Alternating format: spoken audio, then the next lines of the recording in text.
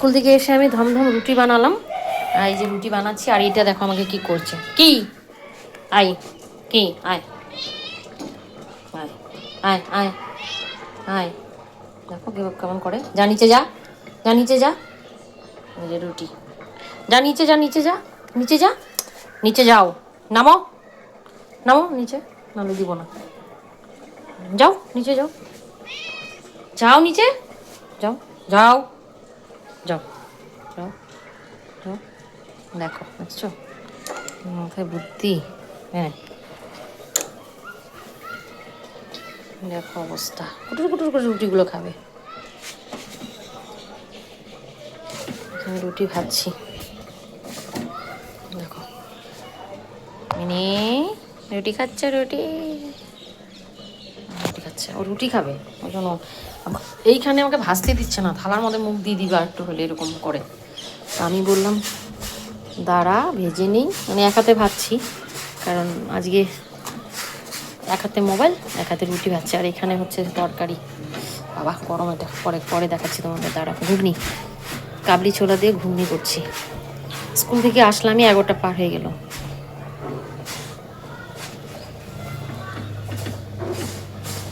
ঠিক আছে, দেখো ফুলে গেছে রুটিটা, বাবা এদিকে তাপ আসছে। রুটিটা সুন্দর ফুলেছে, এই পাশটা একটু কম ভাজা ছিল বলে আমি উল্টিয়ে নিলাম, ফেটে গেছে। দেখো দেখেছো রুটি কিবা খাচ্ছে। চলো দেখো কাবলি ছোলার ঘুগনি হচ্ছে, দেখেছো হচ্ছে রুটি, কাবলি ছোলার ঘুগনি।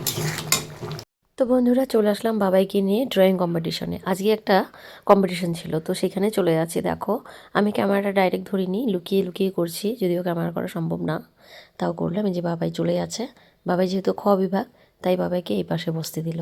এখানে অনেক মেয়েরা ছিল, এরা সব ক্লাস 4-এ উঠেছে, নিউ এরা, হ্যাঁ জাস্ট 4-এ উঠলো। তো বাবাই বসে গেল, বাবাই মেয়েদের সঙ্গে বসতে একটু কিন্তু কিন্তু বোধ করছে। আমি বললাম এখানেই বসতে হবে, কিছু করার নেই, কারণ তোমাকে এখানেই বসতে বলেছে, ওখানে ছোটরা, তোমরা এখানে। আর ঠিক আছে মা। তারপর বাবাই সব রেডি টেডি করে বসে যাচ্ছে, আর আমিও ভিডিওটা একটু করে রাখলাম। বাবাই বলছে মা কোথায় রাখবো, আমি বলছি তোমার পেছনে রাখো। তো বাচ্চারা বেশ বসে গেছে, আর একটু বাদেই শুরু হবে। তো চলো আমি তোমাদের ভিডিওটা কন্টিনিউ করছি। তো welcome back to my channel. বন্ধুরা কেমন আছো, আশা করি সবাই খুব ভালো আছো। তো বাবাই ড্রয়িং প্রায় শেষের দিকে, বাবাকে বলে একটু দেখিয়ে দিই কেমন হয়েছে, একটু লুকিয়ে গেছিলাম। তো চলো, আর এই যে আমি দাঁড়িয়ে আছি, মানে ওদের ড্রয়িং শেষের দিকে তাই একটু এগিয়ে এলাম। বাবাইয়ের একটু লেজিতে হচ্ছে, কারণ সবাই ড্রয়িং করছে, বাবাইয়ের একটু দেরি হয়ে গেছে, তাই বাবাই বলছে মা আমার একটু বাকি আছে। আমি ঠিক আছে তাড়াতাড়ি করো। আর এই দিকটায় দেখো মন্দিরটা, এটা যেহেতু একটা রক্ষাকালী মায়ের মন্দির, প্লাস ভোলেনাথ বজরঙ্গী সবাই আছে এই মন্দিরে। তো এই যে ঠাকুরগুলো দেখে নাও, আর সব মায়েরা এই পাশে ভিড় জমিয়েছে, আর বাচ্চারা এখানে ড্রয়িং করছে। তো বন্ধুরা আমি ড্রয়িং চলাকালীন একটুখানি গিয়ে দেখে এসেছিলাম, তারপর আবার চলে এসেছি, কারণ আমি গিয়েছিলাম ক্যামেরাবন্দি করার জন্য। আর এখানে ছোট্ট বাচ্চারা, মানে একদম 0 থেকে ক্লাস 3 অবধি এখানে। চলো, আর এই যে দেখতে পাচ্ছ আমি একদম গাছের মাঝখান দিয়ে বাবাকে দেখছিলাম, বাবার কত দূর হলো। এখানে টিচাররা গার্ড দিচ্ছেন, আর আমি লুকিয়ে লুকিয়ে দেখছি। চলে আসলাম রাস্তায়, এখানে দাঁড়িয়ে একটু ঘোরাঘুরি করছি, দাঁড়াচ্ছি। তো তোমাদের দাদাভাই আমাকে নামিয়ে দিয়ে আছে, ও আবার গেল। আর এখানে না নো প্লাস্টিক বলে একটা সাইনবোর্ড দেখতে পাচ্ছ, এই পাশেই হচ্ছে বাঁধ। আমরা এখানে পিকনিক করেছি অন্যান্যবার। আর এটা তো দেখতেই পাচ্ছ মায়ের রক্ষাকালী মন্দির। আর এই যে দিদিগুলো এখানে টোটো দাঁড় করাচ্ছে, তাদের লাইসেন্স তো নেই, কাগজ নিচ্ছে যে প্লাস্টিক কিছু আছে কি না, প্লাস্টিক জাতীয় সেগুলো যেন না নিয়ে যাওয়া হয়, এটা পুরোপুরি নিষিদ্ধ। তাই তো এরা এই যে দেখো সব যাচ্ছে। আর কি ভিড়, এত ভিড় না, মানে বিরক্ত লাগছিল। আর আমি রাস্তার ধারে একটু বসেছিলাম, এত ধুলো, মাথা মতো পুরো ভরে গেছে। আর আজকে একটু গরমও লাগছে। তো দেখো আবার যাচ্ছি বাবাইকে দেখতে। বাবার যেহেতু ড্রয়িংটা পুরোপুরি এখনও কমপ্লিট হয়নি, সময় প্রায় হয়েই গেছে। আর আমার ছেলেটা একটু লেজি, তার মধ্যে পেয়েছে বাথরুম, ও আবার বাথরুম করতে গেছে। তো চলো তোমাদের দাদাভাই ডাকছে। এই যে বন্ধুরা তোমাদের দাদাভাই আমাকে বলছে কিছু খাবে নাকি, আমি বলছি না। তারপর আমাকে কাশিকুল মাখা দিয়ে খাওয়াচ্ছে, এটা প্রথমবার ফার্স্ট টাইম খেলাম কাশিকুল কাসন্দ দিয়ে মাখা, দারুণ লাগছে। তো চলো আবার যাই বাবার কাছে। এই যে দেখো বাবার ড্রয়িং প্রায় শেষের দিকে, এখন মানে শেষ, সবার জমা হয়ে গেছে, বাবারটা হয়নি। আর পাশে টিচারটা বলছে তাড়াতাড়ি দাও তাড়াতাড়ি দাও, আর সময় নেই, অনেক হয়েছে অনেক হয়েছে। বাবার রাস্তাটা শুধু বাকি ছিল। এই যে বাবাই যে ড্রয়িংটা করেছে এক্ষুনি খাতাটা নিয়ে নেবে। বাবার একটুখানি বাকি ছিল, কিন্তু কিছু করার নেই। তো এই মুহূর্তে বাবাকে জমা দিয়ে দিতে হবে, যেহেতু টাইম ওভার হয়ে গেছে। আমি লাস্ট মুহূর্তে এসেছিলাম, রাস্তাটা কমপ্লিট হলো না, হালকা একটু হতো, যাই হোক নিয়ে নেবে জমা।